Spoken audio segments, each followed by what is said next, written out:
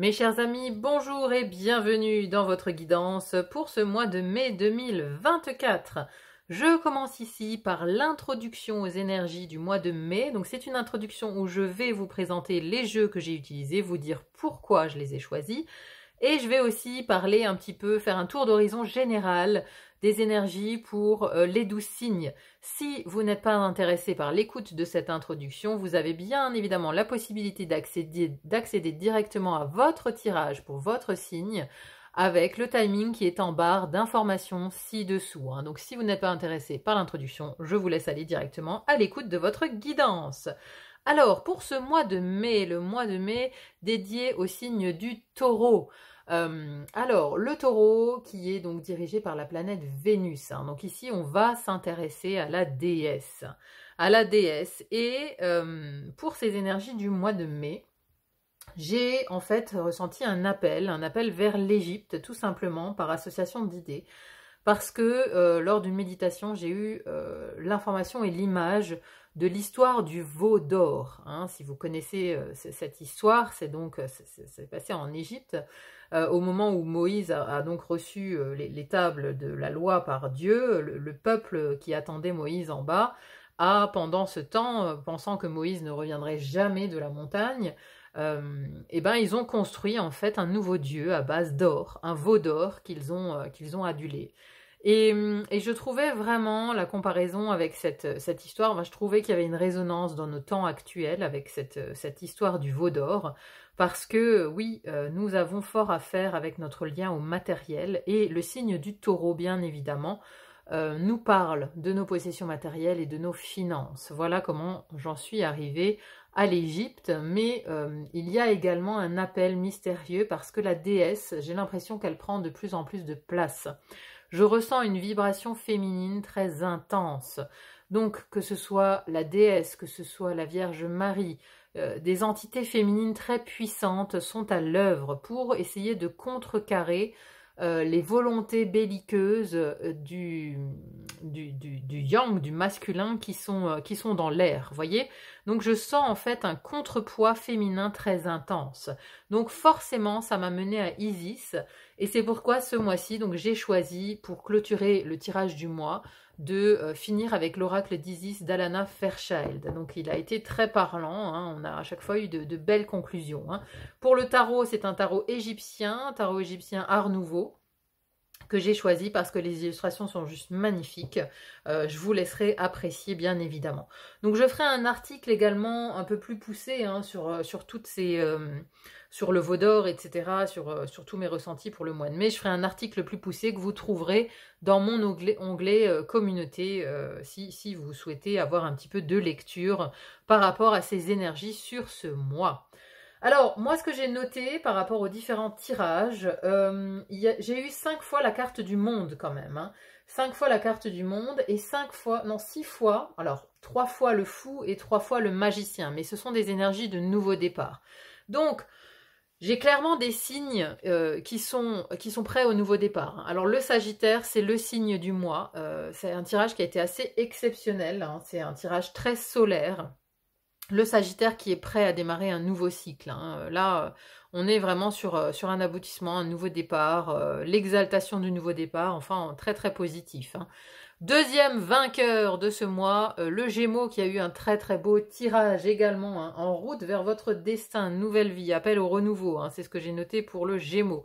Ensuite, nous avons 2 signes de terre où j'ai noté grande guérison spirituelle. Alors pour le Taureau, c'était vraiment... la légèreté de l'âme avec la guérison spirituelle, et le Capricorne, guérison spirituelle aussi avec une opportunité à saisir ici, notamment financière. Donc voilà, 2 signes de terre mis à l'honneur, plus le Sagittaire et le Gémeaux ici, qui ont vraiment de très très très beaux mois, un très très beau mois de mai en tout cas pour ces 4 signes. Ensuite, j'ai les signes qui sont dans le sas de transition, c'est-à-dire qu'on est en train de fermer une porte d'un côté et on en ouvre une autre à venir. Donc, pour qui le mois de mai est une transition vraiment à gérer. Donc, le lion, la Vierge, les Poissons et les Béliers, qui sont dans un mois vraiment de clôture de cycle. C'est-à-dire qu'on n'a pas tout à fait fini, alors que les signes précédents, là, sont déjà sur le départ du nouveau cycle. eux sont encore en train de le finir. Hein. Donc là, on est vraiment sur de la transition pour ces 4 signes-là, pour ces 4 énergies. Et ensuite, les 4 derniers qui ont un peu plus de mal, alors un peu plus de mal, je m'entends, hein, c'est-à-dire que c'est un mois de compréhension, mais aussi un mois où on est face à des émotions assez intenses. Pour le Verseau, c'est carrément donc mourir pour mieux renaître, mais bon, d'abord il faut faire face à la mort, hein, il faut faire mourir une partie de soi pour accéder au renouveau, pour accéder à ce nouveau départ, hein, pour les Verseaux. Alors la balance, c'était vraiment, voilà, il y avait un plateau ombre, un plateau lumière. Vous voyez, on est vraiment coupé en deux ce mois-ci chez les balances. C'est-à-dire que dans la vie intérieure, on fait face à ces ombres. Et dans la vie extérieure, par contre, on est dans une belle récolte. Hein. C'était vraiment un mois avec 5 arcanes majeures hein, pour les balances. Un mois majeur, mais où on est coupé en deux. Hein. C'était un peu particulier. Le Scorpion, émotion très intense à gérer pour vous ce mois-ci, mes amis Scorpions. Un gros travail pour retrouver l'apaisement et la sérénité. Et pour le Cancer, alors c'est marrant, hein, j'ai 2 signes d'air, 2 signes d'eau. Pour les Cancers, ça me parlait vraiment de karma. Hein. Ici, il y a une grosse part de karma à nettoyer, à purger, à purifier. Hein. Donc pour ces 4 signes, c'est vraiment plus une idée de purification, de nettoyage et également spirituel, hein, donc émotionnel. Là, on se nettoie, on se prépare aussi pour accéder à autre chose. Hein. Donc voilà un petit peu les énergies des 12 signes pour ce mois de mai. En tout cas, un très joli mois énergétiquement parlant où on voit voilà, il y a plein de nouvelles possibilités qui s'ouvrent pour plein de monde. Donc moi, je le ressens plutôt bien. Encore une fois, je le sens accompagné d'une énergie féminine qui est plutôt rassurante, qui est plutôt qui nous entoure en tout cas, hein, qui nous entoure et à qui on peut faire appel en cas de voilà, en cas de moments difficiles. En tout cas, on peut se tourner vers la déesse, vers cette énergie féminine qui est apaisante, maternante et en qui on a confiance. Hein. Voilà mes chers amis, je vous laisse à présent donc écouter votre guidance pour ce mois de mai. Je vous souhaite bien évidemment une très belle écoute. Merci également à ceux qui mettront un petit pouce en l'air s'ils ont apprécié. Moi ça m'aide à être plus visible sur YouTube, donc merci à tous ceux qui mettront un petit like. Merci également pour vos partages, vos commentaires, vos abonnements aussi, hein, ça me va toujours droit au cœur. Merci d'être de plus en plus nombreux sur le fil d'Ariane. Je vous souhaite à présent une très belle écoute, un très bon mois de mai à vous et à bientôt pour une autre guidance. À bientôt, bye bye.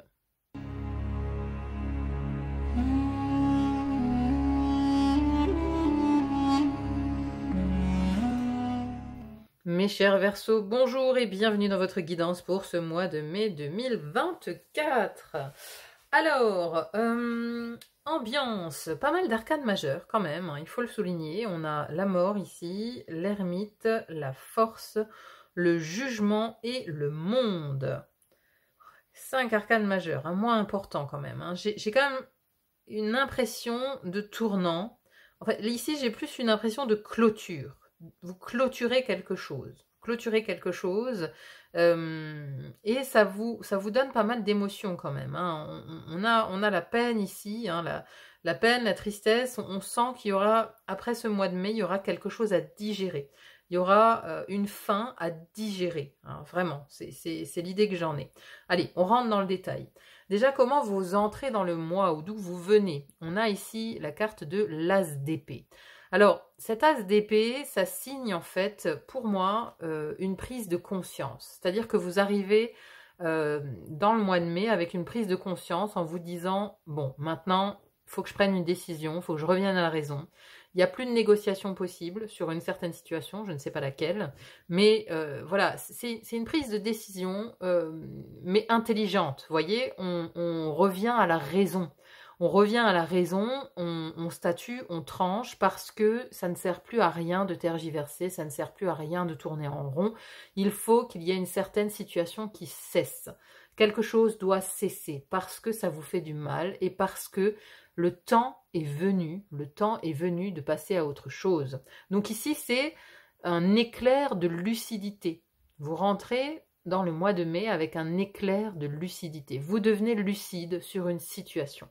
Alors, si je devais dire dans quel domaine, je pencherais sur le professionnel, parce qu'on a le 10 de bâton, on a le fardeau ici, dans la vie professionnelle, ou par rapport à un projet, parce qu'on a ici quand même la tristesse et la peine dans la maison des projets, des créations, de la vision d'avenir. Donc voilà, il y a peut-être un projet sur lequel vous devez mettre une croix, et ça vous attriste parce que peut-être vous y aviez mis beaucoup d'espoir. Mais ici, cet as d'épée me dit que vous revenez à la raison, vous admettez quelque part que ce ne sera pas possible. Hein, donc c'est un peu, cette carte c'est un peu la mort dans l'âme, vous voyez, on abdique la mort dans l'âme, on laisse tomber quoi. On laisse tomber la mort dans l'âme, même si ça fait pas plaisir, même si on a beaucoup travaillé, beaucoup œuvré à quelque chose hein, qu'on avait planifié pour l'avenir, eh bien il faut se résoudre à laisser tomber. Alors c'est vraiment pas facile, c'est sûr, hein, mais c'est comme qui dirait, j'ai l'impression que c'est un peu Pluton, Pluton qui commence hein, sa progression en Verseau, là, qui fait un petit peu son effet sur vous, dans ces énergies d'abdiquer. Hein. Vous voyez, Pluton, c'est mort et renaissance. C'est tout un travail de deuil dans un certain domaine de vie. Hein. Là, il faut voir dans quelle maison vous avez votre soleil. Hein. C'est là que ça interviendra le plus pendant les 20 prochaines années, mais c'est un cycle. Hein. Ici, voilà, vous êtes à la clôture de quelque chose pour transformer, pour évoluer. C'est une évolution personnelle aussi hein, que vous allez vivre ici. Hein. C'est très spirituel. Alors, ensuite, dans la maison de l'air ici, première maison de l'air qui nous parle de votre intellect, de votre mental, de vos apprentissages, de vos communications. Alors ici, on est dans les émotions. Hein. On a un 6 de coupe. On est ici très, très généreux dans ses paroles.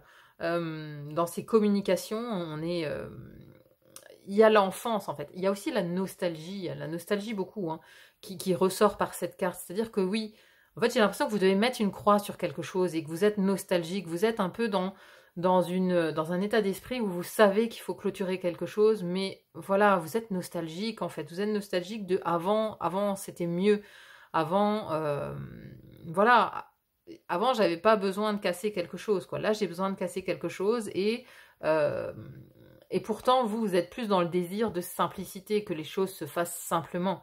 Dans votre mental, il y a une espèce de retour aux sources, d'être dans la simplicité, dans la générosité, comme les enfants, en fait. Vous voyez, d'être sans arrière-pensée. Donc très nostalgique. Hein. Ici, dans la tête, il y a une nostalgie qui s'installe, nostalgique d'avant, de comment c'était quelques années auparavant, ou comment c'était quand j'étais enfant. Donc voilà, il y a quelque chose ici qui vous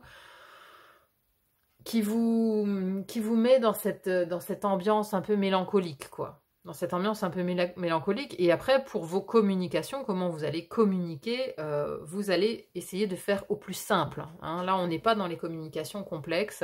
On est vraiment dans une idée de faire simple, d'aller droit au but, mais pas dans la méchanceté. Hein. Là c'est vraiment, vous parlez le cœur grand ouvert. On est sur des coupes hein, et on parle aussi d'une manière simple, mais d'une manière qui est fortement teintée d'émotion. Hein.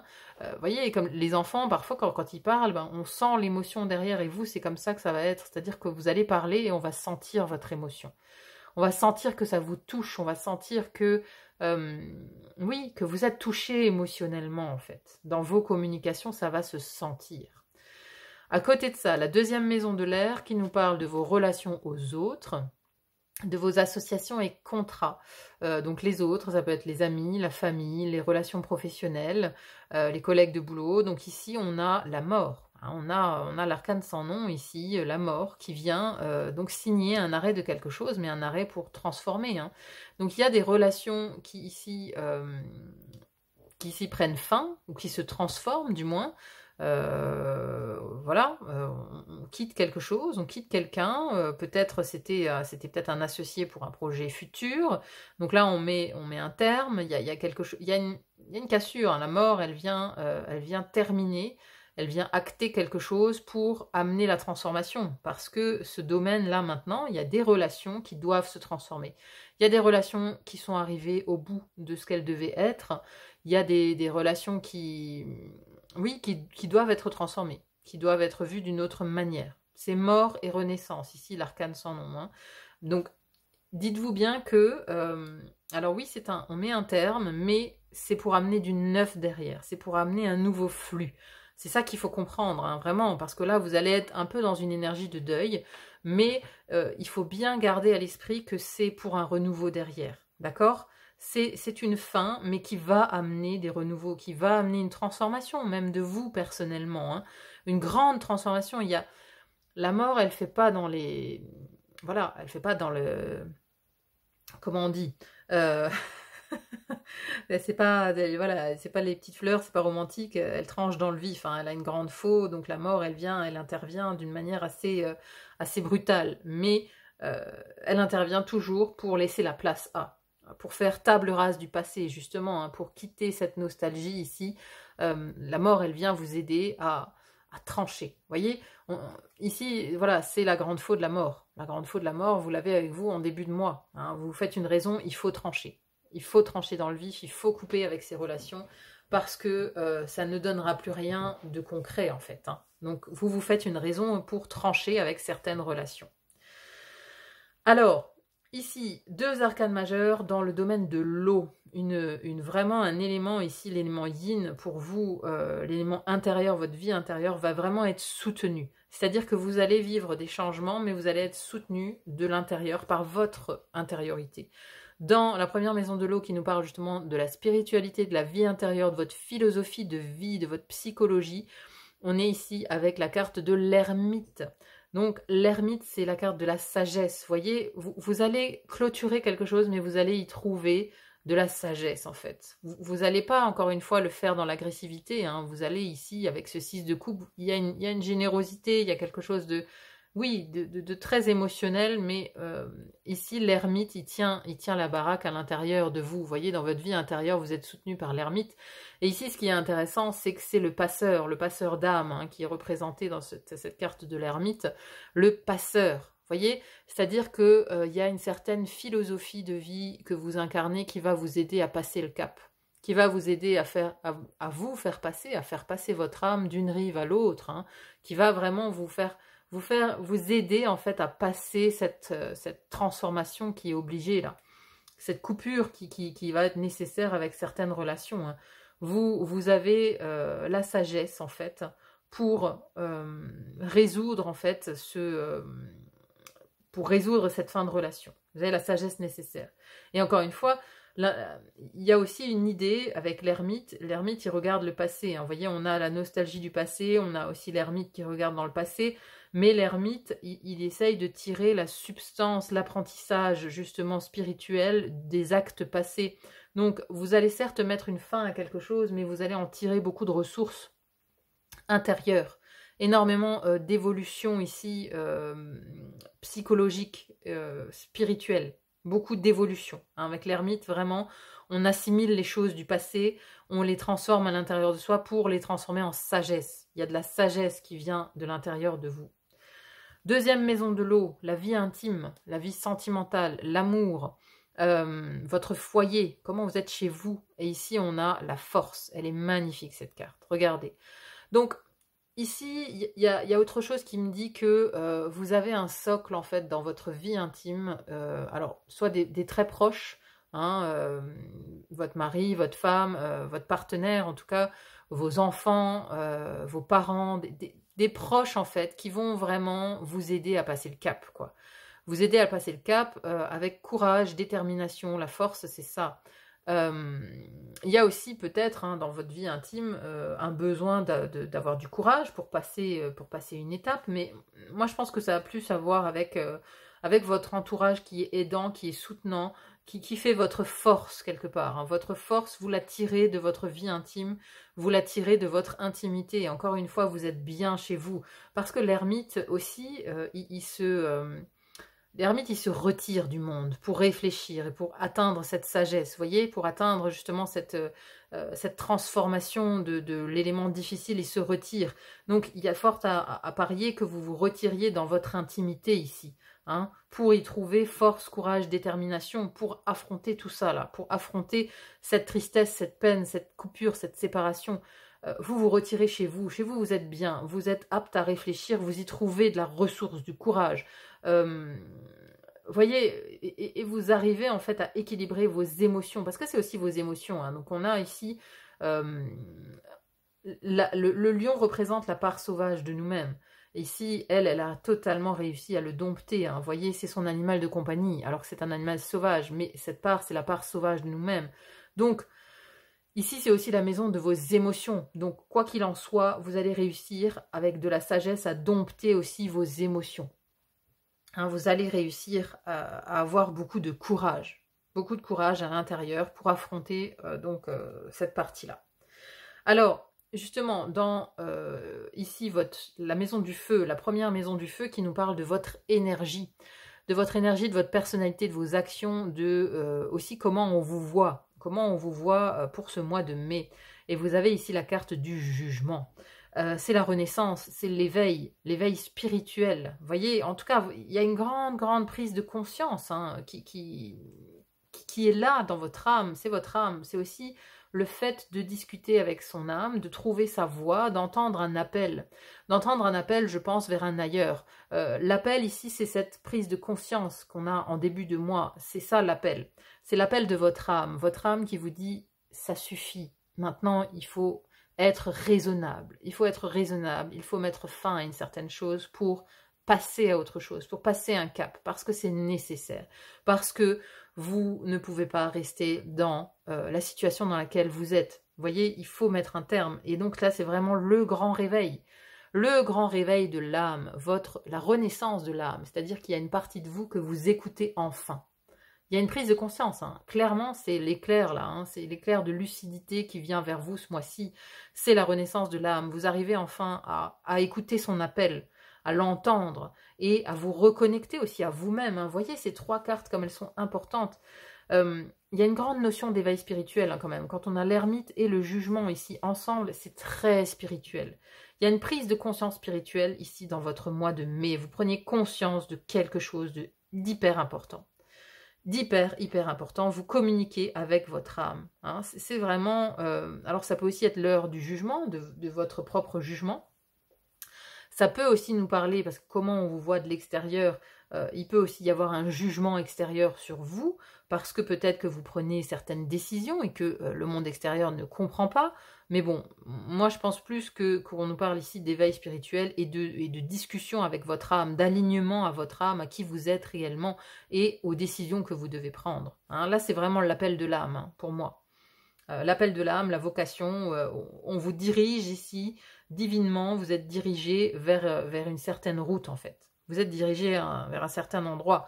Alors même si justement cette fin, elle vous met quand même dans la peine, hein, parce que on a ici dans la deuxième maison du feu qui nous parle de vos projets, de vos créations, de l'expression de vous-même, des voyages, des enfants, enfin vous voyez, création, projet quoi. Ici, vous êtes attristé, clairement. Hein. On a ce 3 d'épée qui est une carte assez complexe, assez compliquée, parce qu'on a quand même un cœur qui est transpercé. Vous êtes touché au cœur. Hein. Vous êtes touché au cœur ici, concernant l'avenir aussi. Il y a quelque chose que vous aviez imaginé, que vous aviez projeté pour l'avenir, sur lequel vous devez mettre une croix, sur lequel vous devez...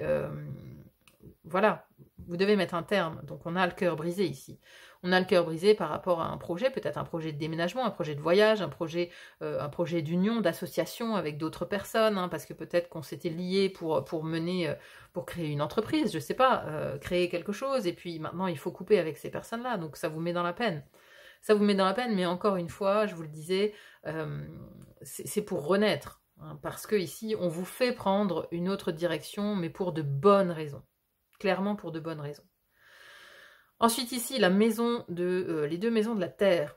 Première maison qui nous parle des finances et possessions matérielles. Et ici, on a le roi d'épée.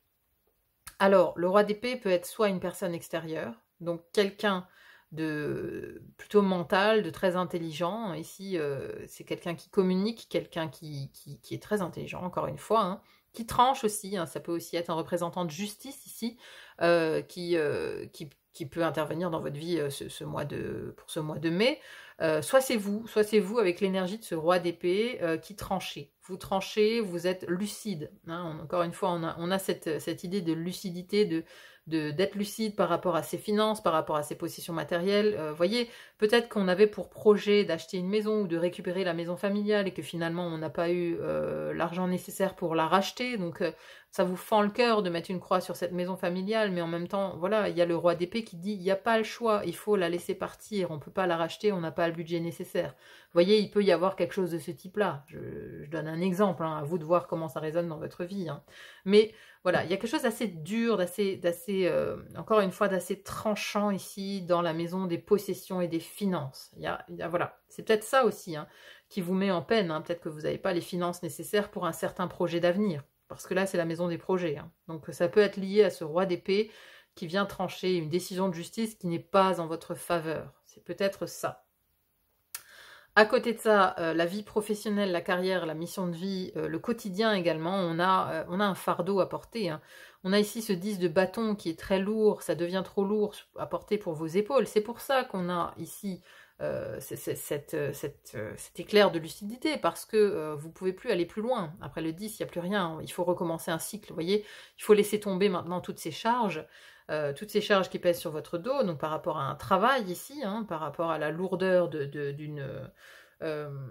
votre situation professionnelle, il faut laisser tomber quelque chose, il faut vous alléger, il faut vraiment vous alléger par rapport à cette vie professionnelle. Vous portez trop de choses sur votre dos. Ça devient vraiment trop lourd, trop complexe. Il faut finir ce cycle.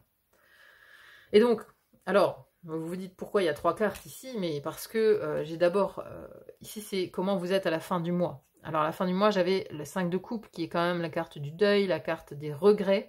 Donc je voulais creuser un petit peu, parce que c'est une carte un peu difficile. Alors en voulant creuser, j'ai tiré une autre carte difficile qui est la 10 d'épée, hein, c'est l'écroulement, le 10 d'épée, hein, c'est vraiment la fin du cycle. Et voilà, 2 cartes difficiles, je ne voulais pas vous laisser comme ça, vraiment. Donc j'en ai tiré une 3e et j'ai tiré le monde. Mais le monde, c'est aussi la boucle est bouclée, c'est la fin de cycle. Ça veut dire que là, vous terminez quelque chose au mois de mai, clairement. Vous mettez une croix sur quelque chose, et le monde, c'est l'aboutissement, l'accomplissement, la finalité. Le monde, c'est la finalité, hein, c'est la dernière arcane majeure. Donc, on termine quelque chose. Vous voyez, quelque chose a grandi dans son œuf, cet œuf se craquelle, et vous êtes maintenant prêt à sortir de cet œuf pour un tout nouvel avenir, pour un tout nouveau projet. Hein. Donc, c'est le mois de la conclusion.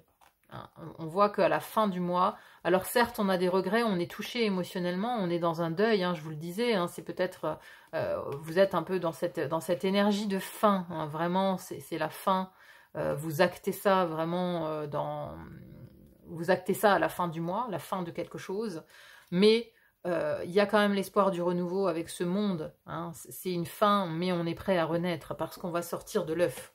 Donc voilà, je pense que le mois de juin sera un nouveau départ. Alors, voilà, il y a peut-être, vous allez peut-être devoir digérer, j'ai envie de dire, cette fin de quelque chose sur plusieurs mois. Voilà, ça ne veut pas dire que vous allez faire youpi tralala le mois prochain, mais en tout cas, vous avez les ressources intérieures nécessaires. Ici, vous êtes vraiment soutenu de l'intérieur, hein. Dans votre émotivité, dans votre spiritualité, c'est vraiment quelque chose qui doit vous guider, qui doit vous aider, vous soutenir ce mois-ci. Hein. Et votre âme, de toute façon, dites-vous que c'est peut-être un mal pour un bien. C'est un mal pour un bien parce que toute cette histoire, cette clôture ici, ça va vous mettre sur un nouveau chemin. Vous êtes prêt à renaître, vous êtes dans cet œuf-là. Hein.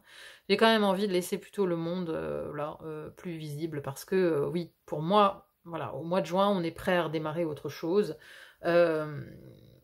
Et voilà, il faut comprendre que c'était nécessaire. C'était nécessaire de terminer ce cycle. Ouh. Alors, la renaissance. Le message d'Isis ici pour clôturer votre tirage. La renaissance, la prêtresse du phénix. Mais c'est ça. C'est l'énergie du phénix. C'est-à-dire qu'il faut d'abord le réduire en cendres. Hein. Le phénix, il renaît de ses cendres. Mais d'abord, il faut les faire, les cendres. Donc on a ici cette mort qui vient acter le fait de mettre fin à quelque chose, quoi. Mais pour ensuite renaître. Comme le phénix renaît de ses cendres, en fait. Hein. C'est exactement l'énergie qu'il y a pour vous ce mois-ci. Hein. Alors, qu'est-ce que ça nous dit? La prêtresse du phénix. Vous voici à l'aube d'une résurrection spirituelle. Quelle que soit la partie de vous ou de votre existence qui soit morte, elle va revivre et s'épanouir de nouveau. Comme le phénix renaît de ses cendres, passant de la mort à la vie, vous allez vous lever, guéri. L'oracle de la Renaissance a un message pour vous. Votre vie ne s'arrête pas à un traumatisme, à une fin, à des difficultés ou à un échec apparent. Ce genre de choses correspond souvent à un tournant que prennent les forces du pouvoir ancestral féminin, se débarrassant des anciennes énergies pour changer de forme. Ce processus peut être plus ou moins long, quelques jours, quelques semaines, quelques mois, quelques années, peu importe. Même si tout semble aller mal depuis un moment, la vie renaîtra le jour venu. Tout comme le Nil, le fleuve de rivière qui circule en vous modifie sa course suivant les saisons, vous emplissant de force vitale et de divine énergie dans sa sagesse innée. Ayez confiance. Quelque chose d'important pour vous est en train de reprendre vie. Peut-être même avez-vous l'impression de renaître après une période d'engourdissement affectif, de difficultés physiques ou psychologiques ou de désillusion spirituelle. Il peut s'agir également de l'émergence d'un style de vie, d'une pratique, d'une relation ou d'une activité professionnelle récent ou ancien. La divine prêtresse du phénix, sœur Isis, vous encourage à offrir votre visage au soleil. À la manière du scarabée sacré, vous devez vous concentrer sur cette vie et cette lumière. Ne vous résignez pas. Libérez-vous du passé, soyez brave, et la prêtresse du phénix vous montrera que le retour à la vie, la renaissance, la résurrection vous attendent. Soyez plein d'espoir et d'optimisme. Les difficultés du passé n'entachent en rien votre personnalité et votre capacité à grandir. Prenez ce que la vie vous offre, ce renouveau à bras-le-corps, et sachez que vous avez fait un grand pas. Après la mort, vous avez choisi la vie. Allez en paix, chers initiés de la lumière, le passé est loin. Vive le présent. C'était magnifique. Franchement, on ne pouvait pas avoir une meilleure conclusion que ça de la part d'Isis, ici, pour vous, mes chers amis Verseau. Vous êtes prêts?